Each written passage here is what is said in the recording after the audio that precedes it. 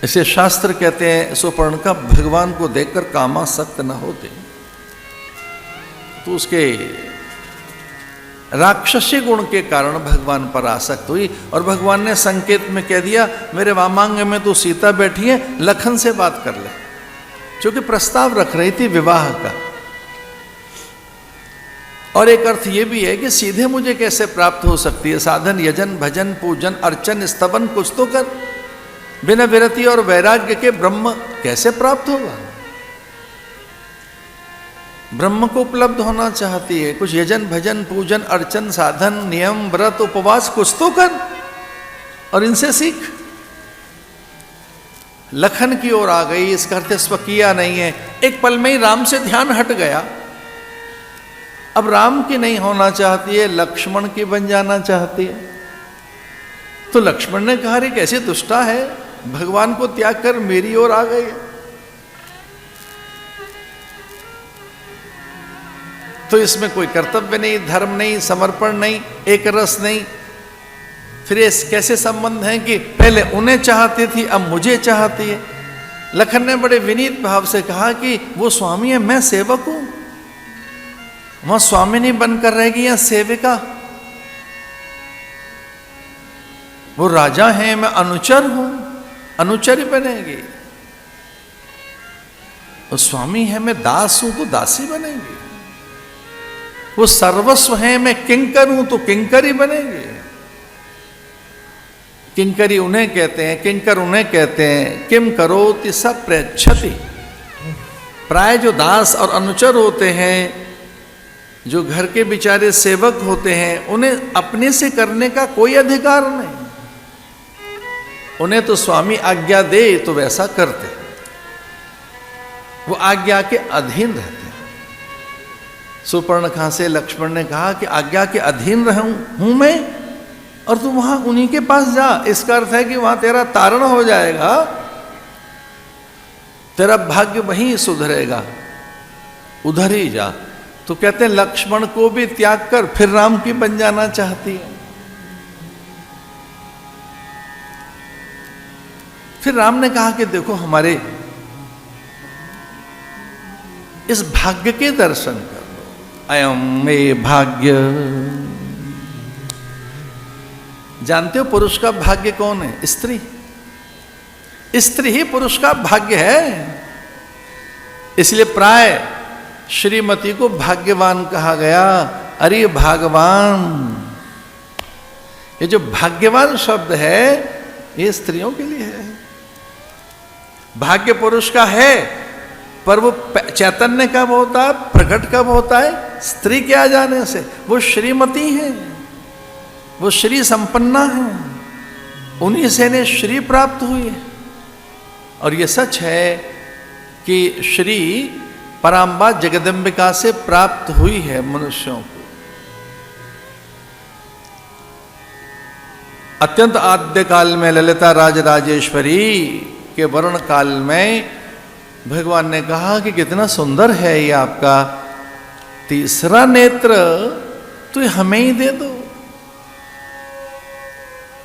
तो तृतीय नेत्र पराम्बा से प्राप्त है महादेव को। इससे पहले उनके पास तीसरा नेत्र नहीं था ना। त्रिनेत्रम त्र्यंबकम यजामहे विशुद्ध ज्ञान देहाय त्रिवेदी दिव्य चक्षुषे। पराम्बा ने उन्हें तीसरा नेत्र दे दिया और अपने यहाँ किंचित अब ये मस्तक रिक्त हो गया, तीसरा नेत्र यहाँ से निकल गया। तो माँ को लगा कि कुछ तो रख लूँ मैं, यहाँ थोड़ा रिक्त स्थान है। उन्होंने यहाँ श्री रख ली, अब वो और भी सुंदर दिखने लगे। तो महादेव कहने लगे कि तृतीय नेत्र से तो ज्ञान मिल गया और ये क्या रखा है? तो माँ ने कहा ये श्री है, ये वैभव है, ऐश्वर्य है, विभूतियाँ हैं, सिद्धियाँ हैं। इसी से माया रचकर मैं श्रेष्ठता और दिव्यताओं को प्रकट करती हूं।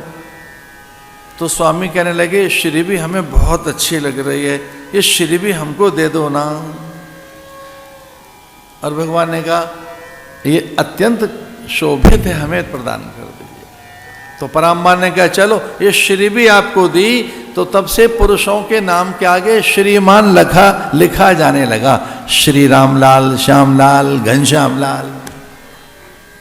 उधार में तो चीजें मांगी है पुरुष ने, पराम्बा से। महादेव ने कहा हमने श्री भी ले ली, ज्ञान भी ले लिया, अब ये श्री आप कहां रखेंगी? तो पराम्बा ने कहा अब इसे छुपा के अपनी मति में रखूंगी, बुद्धि में। अब वो मेरा कौशल, मेरी कलाएं, मेरे हाथों में जो कलाएं हैं, कौशल है, विभूति है, विस्मय है, ये जो सुंदरता है, सौरस्यता है, सुकोमलता है, इसे मैं छुपाकर अपनी मति में रखूंगी। तभी से उनका नाम पड़ गया श्रीमती। श्रीमती, जिनकी मति में श्री है। प्राय माताएं बहनें अच्छी चीजें कभी कभी छुपा के रख लेती हैं, आवश्यकता जब होगी तब निकाल देंगे। तो श्रीमती में स्थित हो गई श्रीमती, वो श्रीमान कहे जाने लगे। ये मेरा भाग्य है, पहले ही मेरा भाग्य यहां बैठा है। श्रीमती यहां बैठी तो हैं, श्री जी बैठी तो हैं, मेरे वामांग में जो बैठी है श्रीमती, मेरा भाग्य। देखो ये कितनी सुभगा, सुचरिते और सुलक्षणा, ये सुयशा। संपूर्ण लोक लोकांतर में मेरा यश अगर विकीरित है तो इनके कारण। अब वो बड़े विनीत भाव से कहते हैं, वो निशाचरी थी, मानी नहीं, और अपने स्वभाव से प्रतिबद्ध होकर प्रहार करने लगी। वो सीता को ही अपना आहार बनाने लगी। निर्लज्जा जानकर लक्ष्मण के किंचित अस्त्र चले और उसके कान और नासिका पर थोड़े से चिन्ह उन्होंने अनुशासन के अंकित कर दिए। इसे दंडात्मक कार्रवाई न भी माना जाए।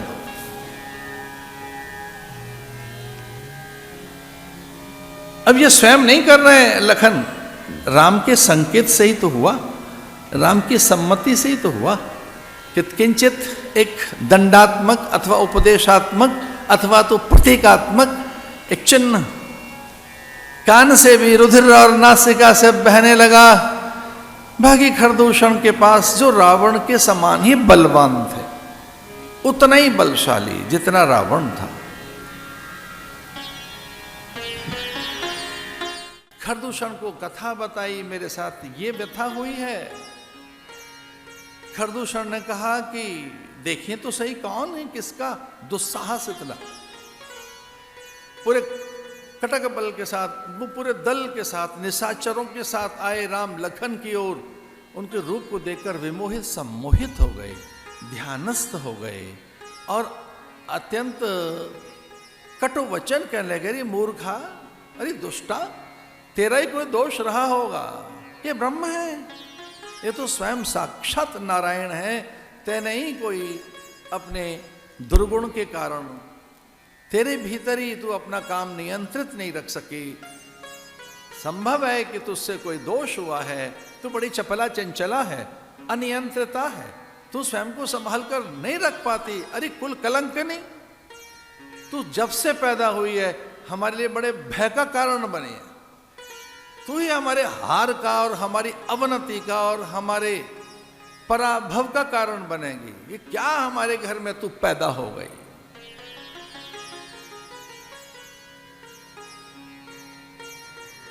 लक्ष्मण को संकेत किया था भगवान ने कि इन्हें एकांत में ले जाओ। लखन सीता को एकांत में ले गए गुहा में, और राम ने उन खरदूषण के साथ भीषण युद्ध किया। ऐसा कहते हैं वो भयानक सेना टूट पड़ी राम पर, उन्हें जाने कितने। और उधर एकाकी राम, उनके समग्र अस्त्र, जो अनेक मंत्र थे, उन मंत्रों से जो गुप्त उनके पास अस्त्र थे वो सब प्रकट हो गए। उनके रोम रोम में से, अंग प्रत्यंगों में से, उनकी नासिका और जिह्वा से जो जो मंत्र उन्होंने संकेत में, मुद्रा में और ऐसे अपनी किंचित चेष्टाओं से जो अस्त्र और याद किए शस्त्र, वो सब प्रकट होकर टूट पड़े। खरदूषण धराशायी हो गए, कुछ पल भर में ही उनका विनाश हो गया। राम कहे तनु तज पावे पद निर्वाण करि उपाय रे तुम्हारे क्षण मऊ कृपा निधान। सब एक साथ वो धरा पर गिर पड़े निश्चेष्ट और निष्प्राण होकर।